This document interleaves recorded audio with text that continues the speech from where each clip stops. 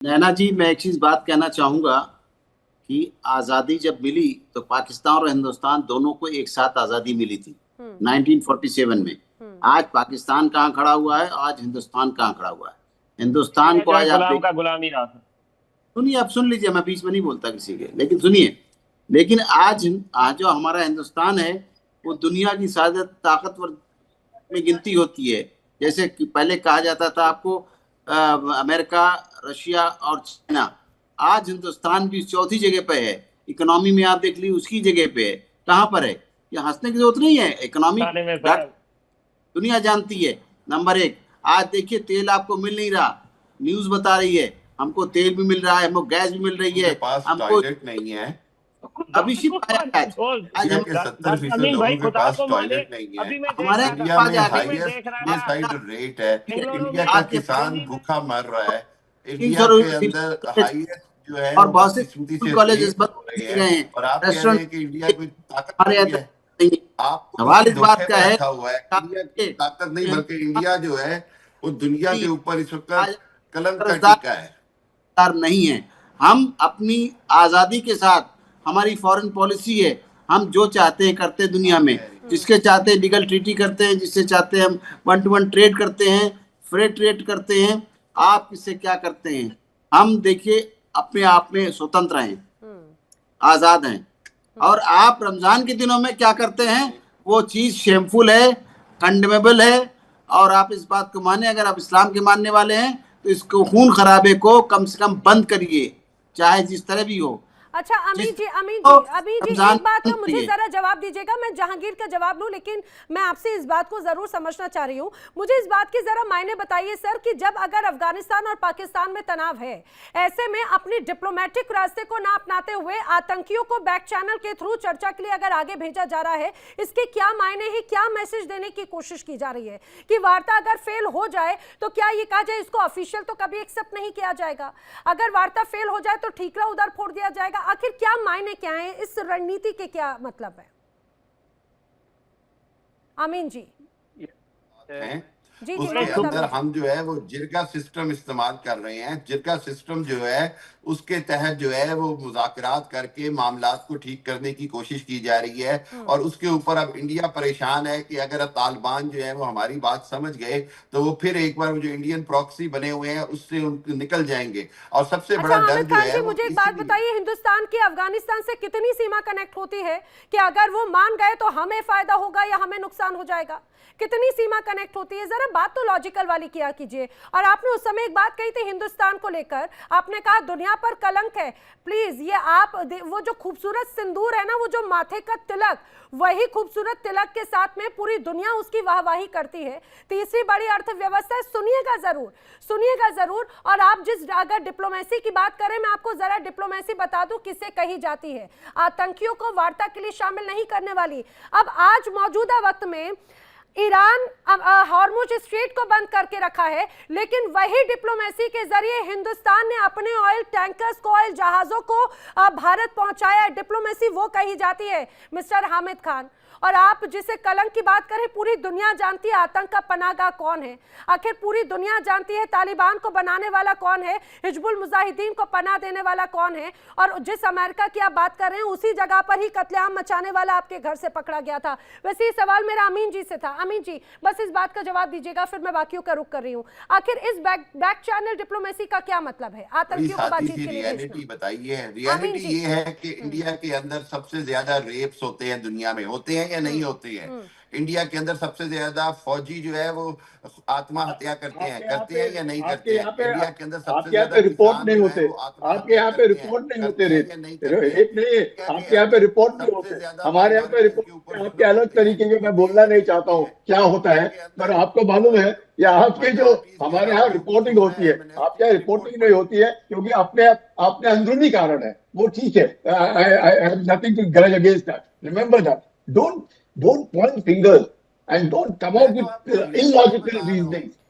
ठीक है, मैं शाइनिंग हालांकि इंडिया नहीं है, इंडिया दुनिया पे कलंक का टीका है, बस ये बात। अरे हमीद जी, आपकी आंखों की किरकिरी मैं बिल्कुल समझती हूँ, क्योंकि उसने हर बार आपको जिस तरह से धोया है ना, वो आपको बड़ी चिंता बरसाता है। और आपका पड़ोसी जो आपके साथ में ही आजाद हुआ, वही बात कही थी यहाँ पर अभी अमीन जी ने कि एक साथ आजाद हुए, लेकिन इस आजादी के 80 सालों के बाद में भी आप 5 साल आपके कोई प्रधानमंत्री आपके टिक नहीं पाए, और आप किसे कलंक की बात करते हैं? पूरी दुनिया जानती है आतंक को बढ़ावा देने वाले। बसीर जी, ये जो अमीन जी तक शायद मेरी आवाज नहीं पहुंच पा रही, उनका कुछ टेक्निकल इशू है, आप मुझे बताइएगा, आतंकियों को चर्चा के लिए आगे बढ़ाना, क्या ये एक तरह से पाकिस्तान की डिप्लोमेसी का एक तरीका है? क्या कभी बीएलए को आतंकी बोलना, कभी अलग अलग संगठनों को आतंकी बोलना, उनसे बातचीत क्या इसी रूप में की जाएगी, बंदूक की नोक पे? तो ये जो आप कह रहे हैं ना कि आतंकवादियों को दूसरे मुल्कों में भेजना, ये फैक्ट है। ये मुशर्रफ के दौर में 2003 की बात है कि फजलुर रहमान खलील, जो मौलाना फजलुर रहमान खलील हैं, अब अफगानिस्तान गए हैं, ये उस जमाने में अफगानिस्तान में रिक्रूट करते थे और मुशर्रफ ने उनको किया था।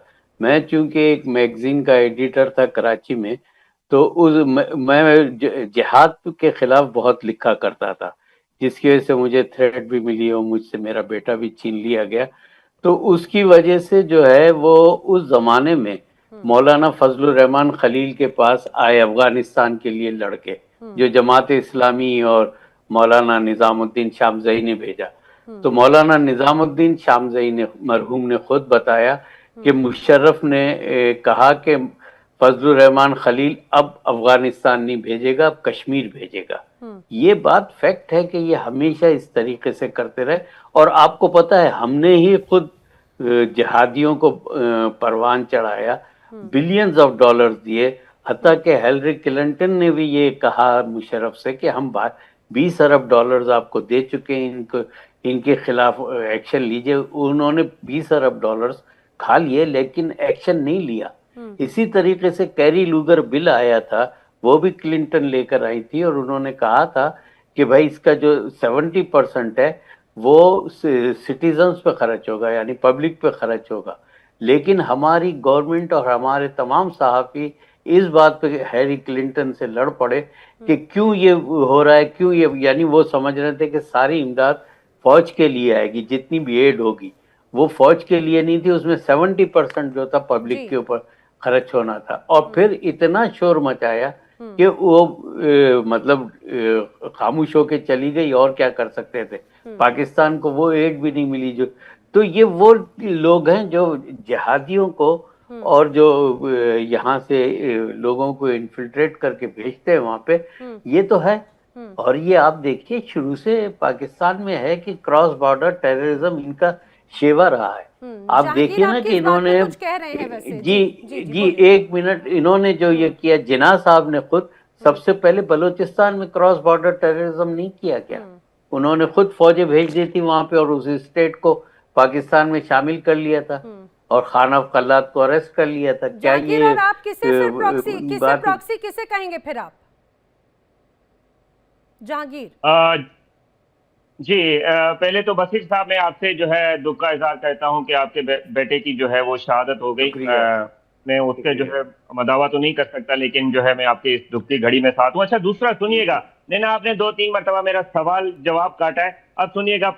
पंजाब इलेक्ट्रिसिटी सप्लाई कंपनी जो आपकी जो है पंजाब की, वहां पे ऑफिशियली इसकी वेबसाइट पे लिखा हुआ है कि दिन के 6 घंटे और रात के 6 घंटे जो है बिजली गायब रहेगी। आपकी स्टेट में, पंजाब में मुझे बड़ी हैरानी होती है, घर में खाने को नहीं होते, लेकिन दूसरे की थाली में अगर घी ज्यादा नजर आ जाए तो बड़ी तकलीफ हो जाती है। मैं बड़ी हैरानी होती है। मैं तो बात करती हूँ हमेशा, अभी भी अगर आप जिसकी बात कर रहे हैं ना, भारत की बड़ी कंपनीज को अमेरिका ने बुला लिया है, और भारत, आपके पाकिस्तान में क्या हो रहा है? मैं तो आपसे पूछना चाह रही थी प्रॉक्सीज को लेकर, आप प्रॉक्सीज पे खामोश हो जाते हैं। आप, मुझे लग रहा था शायद आप एंड पॉइंट पे कुछ अच्छी बात कहेंगे, लेकिन आप कहां से जाने कौन सी तस्वीर को उठाकर लेकर आए हैं, कौन सी तस्वीर को जाने कौन सी रिपोर्ट्स को लेकर आए हैं जहांगीर? पंजाब में, जो आपके इंडियन पंजाब में, वो क्या हालात है? सिखों के साथ आप लोगों ने क्या किया हुआ है?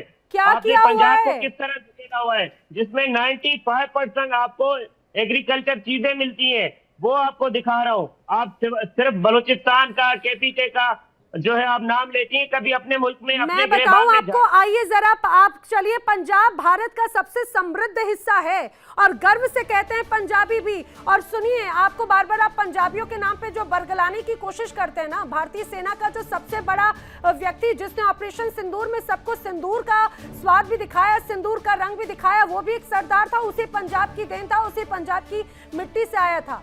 और आप, मुझे लगता है जाने जब कौन सी बातें, अगर विकास की बात होती तो आप इधर उधर की बगले पूरी तरह से झांकने लग जाते हैं। पाकिस्तान आतंकियों को भेज रहा है बात करने के लिए, उन आतंकियों के भरोसे आपकी सरकार चल रही है, देश चल रहा है। जरा उनका भी ध्यान रखिएगा जो आप पर भरोसा करती हैं आंख मूंद के कि आप जनता से सवाल पूछेंगे। माफी के साथ वक्त इतना ही है, लेकिन मुझे एक छोटे से ब्रेक के लिए जल्दी से रुकना होगा। इंडिया डेली आपके स्मार्ट टीवी पर भी मौजूद है। इंडिया डेली अब आप लाइव देख सकते हैं इन सभी प्लेटफॉर्म्स पर।